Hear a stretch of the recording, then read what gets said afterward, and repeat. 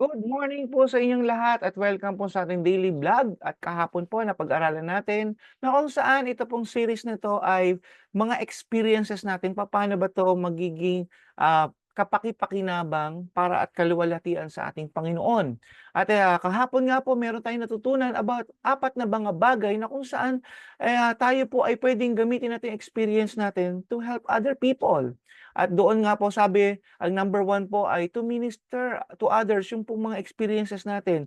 Para po maka-help tayo sa iba, kailangan natin 'tong gamitin at sabihin sa iba kung ano po yung mga karanasan po natin. Pangalawa po, to motivate others. I-lift up natin yung iba, encourage natin yung iba, and help natin yung ibang mga tao po. Ang pangatlo naman po ay magkaroon tayo ng heart to be a role model po sa kanila. Tayo daw po ay tinitignan ng mga ibang tao na kung saan lalong-lalo na yung mga kapamilya at mga anak natin at apo, na kung saan tayo daw po ay tinitignan ng mga bata. Yung mga batang yan ay lagi po nakatingin yan bilang hindi lang po nakikinig sila, kundi tinitingnan nila yung mga kilos po natin, no? So, ang pang-apat po nakita po natin diyan na tayo din po ay dapat mag-mentor sa kanila. We must hindi lang po tayo tagasalita, hindi lang po tayo nagbibigay ng example po sa kanila. We must mentor other people po. I-guide natin sila. Ano ba ang mentoring?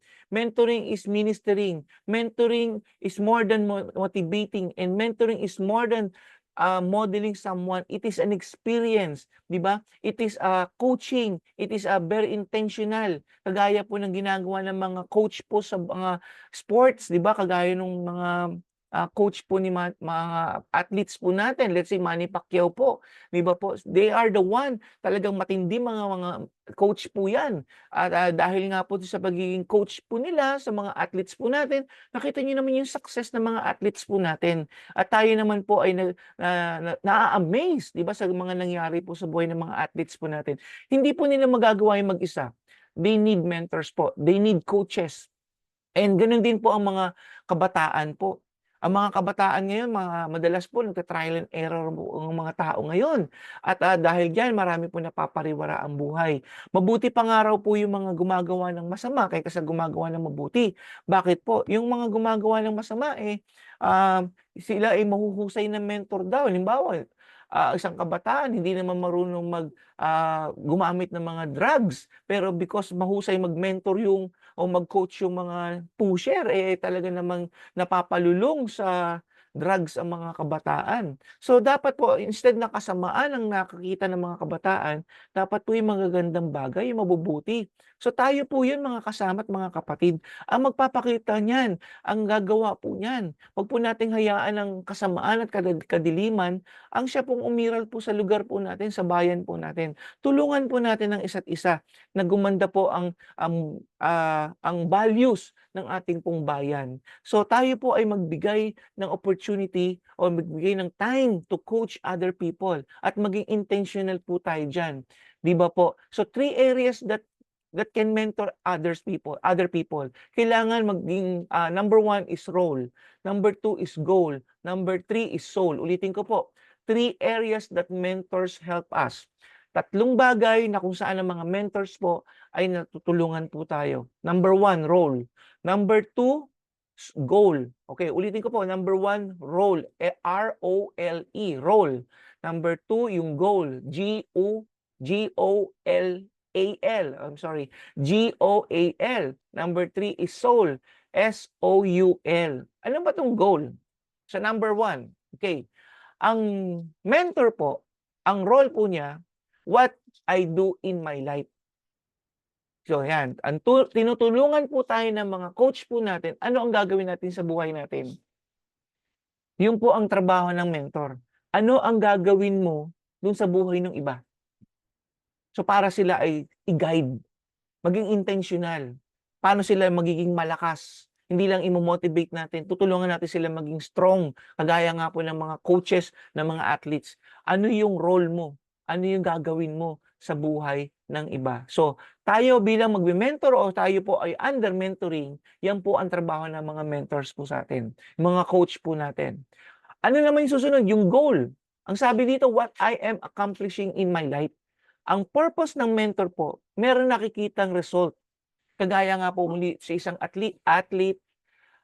isang atleta po, At ang nangyayari po diyan, yung athlete po ay, gumagawa according doon sa kanyang sinasabi ng mentor niya, ng kanyang coach.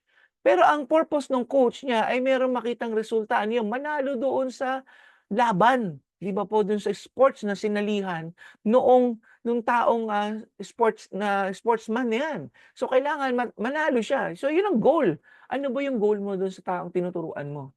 Maging successful o maging, bumagsak po siya. So you have to determine ano po ba yung gusto ninyo. Ang soul naman, yung number 3, soul. What I am becoming in my life. Ano yung mangyayari sa buhay ko? Meron tayo dapat patutunguhan. Halimbawa, there are a lot of people coaching dati sa mga atletang 'yan. Ano yung nangyari sa buhay nila after nung manalo sila ng medalya o ng mga trophy or whatsoever, 'di ba? Hindi lamang nagtatapos dun, meron pa silang susunod. Ano yung goal nila? Kaya nga po nakakatuwa po yung mga malalaking vision ng mga coaches na 'yan. Napansin niyo po ang isang atleta po natin dito na tanyag na tanyag, si Brother Manny Pacquiao po ay nakita niyo po ang dami niyang titles na nakuha po ano, ang dami niya na-receive na titles out of that vision ng mentor po niya, ng kanyang coach. Naniniwala ako na intrigue din siya, nagustuhan din niya, na-motivate siya na abutin yung mga,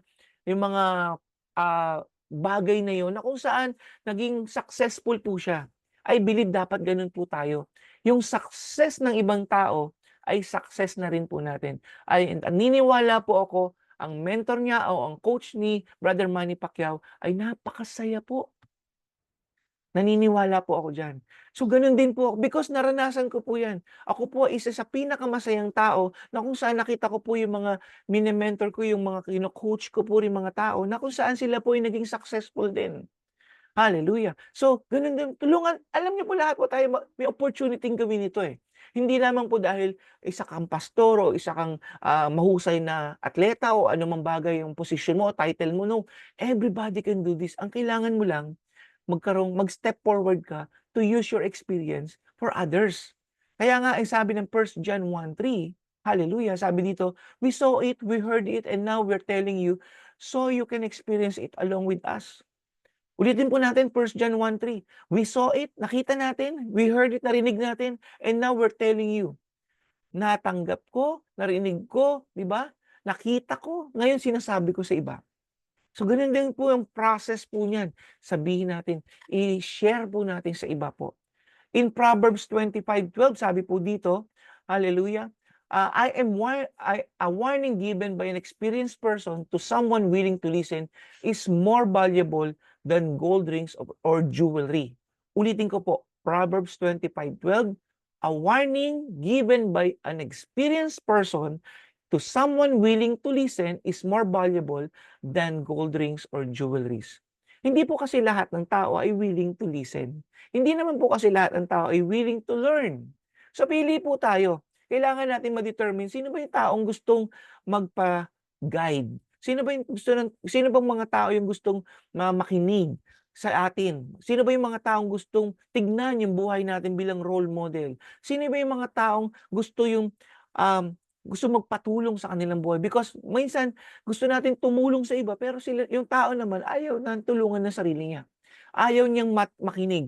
Minsan kasi madalas yung pride pong tinatawag, yung pride na yan po yung nagdudulot na kung saan po ay, nagbibigay po yan ng hadlang para lumago po ang isang tao. Example po, may mga taong, tingin nila sa sarili nila kaya nilang gawin ng lahat, pride po yun.